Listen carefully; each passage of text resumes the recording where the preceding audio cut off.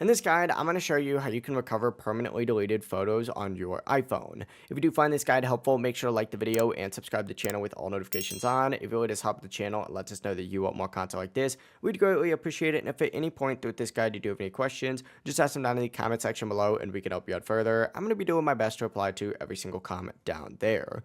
Now, quickly, I do want to clear something up. When you do delete photos on your iPhone, they first go into recently deleted, where they stay for 30 days. After those 30 days, they are removed from your device. However, there may still be a way to recover them if you do have iCloud enabled. Essentially, go ahead and open up your settings app, and up at the very top, you're going to see your Apple ID. Go ahead and select it, and then scroll down a little bit and select iCloud just like so. From here, scroll down a little bit more, and you're going to see photos on here. Simply go ahead and open it up, and just make sure that you have synced this iPhone on. From here, you can back out and open up your photos, and if you scroll down on this page, you're going to see your recently deleted, but you'll also see a recently deleted on iCloud option on here. Go ahead and check both of those. If you see your photos in there, simply restore them or download them back to your device. Just keep in mind, this only does work if iCloud Photos was enabled before the photos were deleted. If iCloud was never turned on and there's no backup, unfortunately, Apple does not provide a way to recover them.